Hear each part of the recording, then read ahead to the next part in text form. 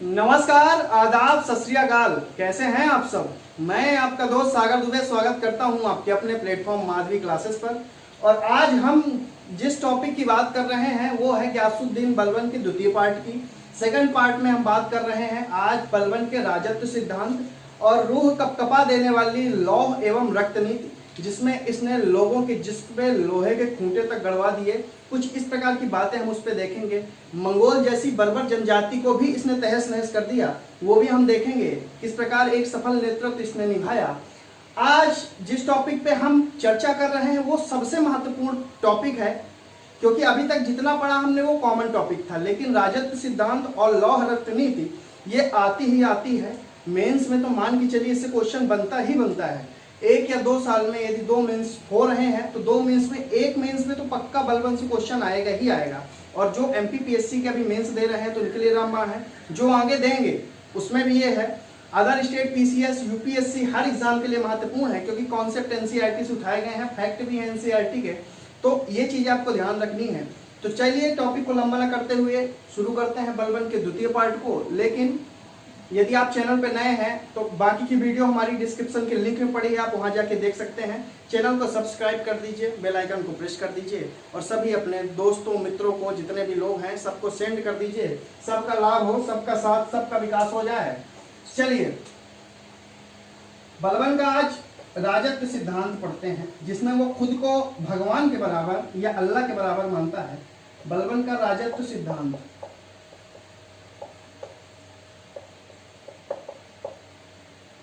पढ़ते तो सभी हैं, लेकिन पढ़ते कैसे हैं यही पढ़ लेते तो ज्यादा सही था। देखिए बलबन का राजत्व सिद्धांत में सबसे पहली बात गिनी चुनी 8-10 बातें आती हैं। लिखिए, आप इतनी चीजें इसमें नोट करूंगा मैं। लिखिए, कॉपी पेन निकालिए, लिखिए। बलबन का राजत्व सिद्धांत उसके दैवी प्रतिष्ठा सिद्धांत पर आधारित था। पहली बात तो ये। दूसरी बात यह है कि बलबन के राजत्व सिद्धांत के अंतर्गत उच्च कुल और निम्न कुल में अंतर स्पष्ट किया गया है। बलबन ने राजत्व सिद्धांत में स्पष्ट कहा है कि किसी प्रकार के बाह्य आक्रमण या आंतरिक आक्रमण से निपटने का जितना भी क्षेत्र है, ये निपटने की जितनी भी विचारधारा है, वो केवल सुल्तान की बुद्धि विवेक पर निर्भर करती है। फिर इसने बोला कि भगवान धरती पर स्वयं नहीं आ सकते हैं, इस कारण से प्रजा कल्याण के लिए सुल्तान को भेजते हैं। ये चौथा सिद्धांत था। 5वां सिद्धांत इसने बोला कि सुल्तान को निरंकुश होना चाहिए, क्योंकि निरंकुश सत्ता ही अल्लाह के प्रतिनिधि की सर्वोच्च सत्ता है। 6वीं बात इसने बोली कि सुल्तान जो है ईश्वर की छाया है, ईश्वर का प्रतिनिधि है, जिसको इसने बोला है निभायते खुदाई। ये जरूर लिख लीजिए, निभायते खुदाई।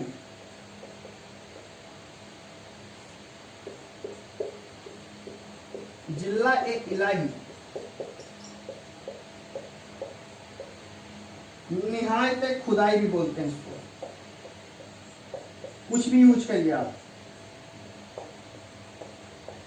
इसको बोलते हैं अल्लाह का प्रतिनिधि, अल्लाह द्वारा भेजा गया प्रतिनिधि। इसके अनुसार सुल्तान की जो सत्ता है, सुल्तान का जो पद है, अल्लाह के पद के बाद दूसरे नंबर पे आती है। इतना श्रेष्ठ पद इसने दिया है। और जिस प्रकार हम अल्लाह की इबादत करते हैं, अल्लाह के हम चरण छूटते हैं, अल्लाह के सामने झुकते हैं, लेटते हैं, इसी कारण से सिजदा पैबोस इसने जो चलाया है वो राजत्व सिद्धांत का ही हिस्सा है कि आप जमीन पे लेटिए और हमारे चरण चूमिए, क्योंकि हम ईश्वर तुल्य हैं। और दैवी सिद्धांत इसलिए बोलते हैं कि ये सिद्धांत पहले हमारे हिंदू शासकों में भी चला करता था।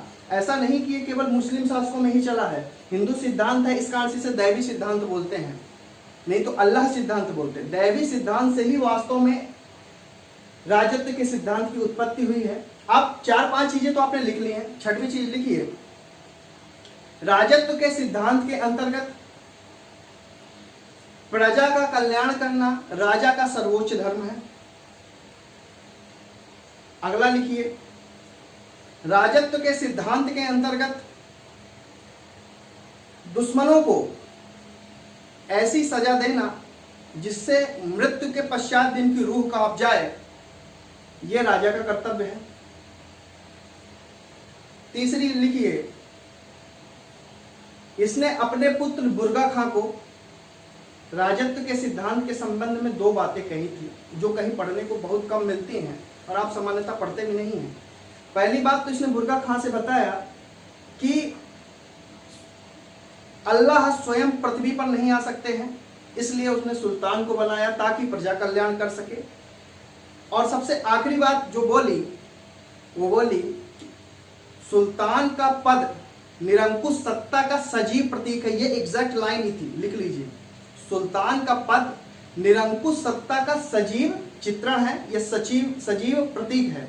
तो ये 7-8 पॉइंट है जो आप लिख लेंगे। राजत्व का सिद्धांत आप समझ गए, खुद को भगवान के तुल्य, अल्लाह के तुल्य प्रेजेंट करना, ये राजत्व का सिद्धांत है। और राजत्व के सिद्धांत की कई बार आलोचना भी विद्वान करते हैं कि राजत्व का सिद्धांत अत्यंत कठोर था, लेकिन उसके समकालीन जो विद्वान आएंगे वो बताएंगे कि उस समय ऐसा बहुत जरूरी था, क्योंकि आमिर तुर्कों और सामंतों का जो स्थान था वो बहुत बड़ा रहा था, इसलिए उनकी सत्ता को नस्ते नाबूद करने के लिए ये जरूरी था। अब बलबन की हम सबसे खतरनाक नीति जिसको बोलते हैं लौह एवं रक्त नीति।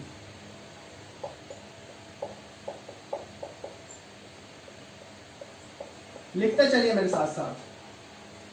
पहली बात तो ये मंगोल, बंगाल, राजपूत दमन की नीति थी। लौह एवं रक्त नीति लिखिए। लौह एवं रक्त नीति के अंतर्गत सुल्तान इतनी बर्बर सजा देता था कि व्यक्ति या अपराधी सजा प्राप्त करने से पहले जितना तड़पता था, मरने के बाद उसकी रूह उतनी ही ज्यादा कांप जाती थी। बहुत ही प्रताड़ित करता था। इसके तहत आप देखेंगे कि तुगरिल खां को जब बंगाल में पकड़ा जाता है तो तुगरिल खां के जितने सहयोगी रहते हैं तो बर्नी ऐसा बताते हैं कि 2 मील लंबी सड़क के किनारे लोहे के खूंटे गाड़े जाते हैं और उस खूंटे में उनके विद्रोहियों को यानी तुगरिल खां के सहयोगियों को रख के हथौड़े से कूच दिया जाता है ताकि उनके कलेजे से वो खूंटा जो बुलेट आकार का होता है आर पार हो जाए। तो इसकी जो मार्मिक दृश्य है, इतना ज्यादा बर्बर दृश्य पूरी जनता देखती है और जनता खौफनाक माहौल में जीने लगती है। कई बार जनता विद्रोह भी करेगी कि इस शासक को हटाया जाए, तो ये सबसे महत्वपूर्ण बन जाता है। और राजपूतों में भी दमन चक्र की नीति लौह रक्त नीति का ही हिस्सा है। यदि ऐसा प्रश्न बनता है तो देखिए, रेवाड़ी, हाशी, अमरोहा, रुढ़ेलखंड, कंपिल,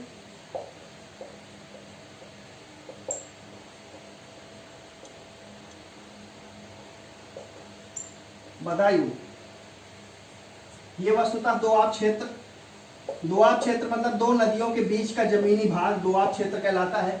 इस क्षेत्र में आप देखेंगे कि लौह रक्त नीति पूरी तरीके से काम करती है। रेवाड़ी, हांसी, अमरोहा, ये जो क्षेत्र रहते हैं ये बिहार, उत्तर प्रदेश और मध्य प्रदेश के सामूहिक क्षेत्रों में आप देखेंगे यहाँ के राजपूत लूट पाट करते हैं, आम जनता को लूट लेते हैं, व्यापारियों को लूट लेते हैं और सबसे ज्यादा घृणित बात यह थी कि सुल्तान के खास व्यक्तियों को लूट लेते हैं। सुल्तान इनके खिलाफ लौह रक्त नीति का इस्तेमाल करता है। इन सबको पकड़कर नृशंस हत्या की जाती है और इनको बीच से चीर भी दिया जाता है, इनके खूंटे गाड़ दिए जाते हैं, इनके सर फोड़ दिए जाते हैं, फांसी में द्वार के सामने लटकवाए जाते हैं और इसके बाद कितने सालों तक ऐसी कोई घटना फिर घटती नहीं है। और ये कहा जाता है कि जब लौह रक्त नीति अपने अस्तित्व में थी, बेहतरीन चरण में थी, तब वहाँ की जो गलियां थी सुनसान थी और उन गलियों से गुजरने पर कभी अपराध नहीं होते थे। तो ये लौह रक्त नीति का ही प्रमाण था जो आप देखेंगे इस कांड से बहुत महत्वपूर्ण है। फिर बंगाल में देखिए तुगरिल खां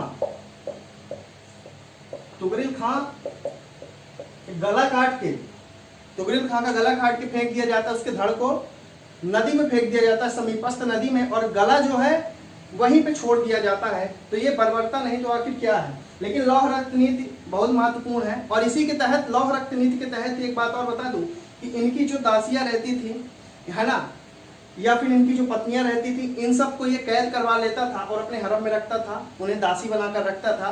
तो अत्याचार भी इसने किए हैं, लेकिन जनता के लिए हमेशा ये न्याय का प्रतीक रहा है, इतिहासकार ऐसा मानते हैं। तो ये थी लौह एवं रक्त नीति।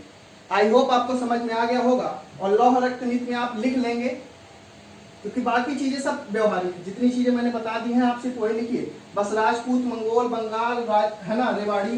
राजपूत में तो आप जानते ही हैं सब, और जो मंगोल है क्षेत्र,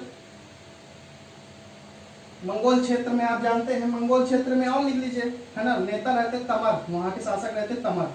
तमर के शासन में सबसे पहले आप देखेंगे 1289 में शहजादा मोहम्मद, जो इसका बड़ा बेटा रहता है, जो लाहौर, दीपालपुर, सियालकोट वाला जो क्षेत्र रहता है उस पर अटैक करता है, लेकिन जीत नहीं पाता है। 1286 में फिर आता है, और 1286 में शहजादा मोहम्मद लड़ते लड़ते शहीद हो जाता है, लेकिन फिर भी क्षेत्र में घुसने नहीं देता है।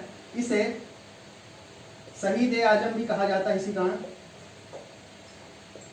और इसको बहुत प्यार करता है बलबन, और कहता है, ऐसा इतिहासकार मानते हैं कि जब शहजादा मोहम्मद की मृत्यु हो जाती है तो अपनी पूरी सत्ता, पूरी सत्ता बुर्गा खां को देने के लिए बिना मन के तैयार होता है, और इसके जाने के सदमे में, इसके गम में मृत्यु को प्राप्त हो जाता है, यानी सदमे में मर जाता है। लेकिन फिर बुर्गा खां राजत्व के सिद्धांत को अपनाता नहीं है, इस कारण से बुर्गा खां को भी सत्ता मिलेगी नहीं आगे चल के। बुर्गा खां का पुत्र रहता है कौन? कैकुबाद, लेकिन शहजादा मोहम्मद का पुत्र रहता है कै खुसरो। तो सत्ता हस्तांतरित कर देते हैं किसको? कै खुसरो को, जाते जाते बलबन कि जाइए कै खुसरो आप शासन कीजिए। लेकिन फिर आमिर तुर्कों का बोलबाला फिर हो जाता है, कै खुसरो को हटा देते हैं और कैकुबाद को सत्ता में बैठा देते हैं। कैकुबाद अयोग्य शासक था, भोगविलासी शासक था, और कैकुबाद की बाद में हत्या कर देंगे जलालुद्दीन फिरोज खिलजी कुछ अपने खिलजी सरदारों के साथ, है ना। किलू खेड़ी दिल्ली के निकट ही है, या किलाखोरी ही वो क्षेत्र था जहां बलबन और बल सबका राज्याभिषेक हुआ था, है ना। तो किलाखोरी में कैकुबाद रहेंगे, नोट कर लीजिएगा। कैकुबाद बुर्गा खां का बेटा है ना, कै खुसरो को तो मिलता नहीं है, कैकुबाद, और कैकुबाद की हत्या हो जाएगी। उसके बाद आएगा शमसुद्दीन क्यूमर्स, और क्यूमर्स की भी हत्या आसानी से जलालुद्दीन फिरोज खिलजी कर देंगे, और इसका भी धड़ काट के, गला काट के नर्मदा नदी में प्रवाहित कर दिया जाता है ले जाके। तो ऐसा कहा जाता है, नर्मदा नदी नहीं, सॉरी, यमुना नदी प्रवाहित कर दिया जाता है ना, दिल्ली में यमुना नदी प्रवाहित कर दिया जाता है। इसी के साथ पूरी सत्ता समाप्त हो जाती है।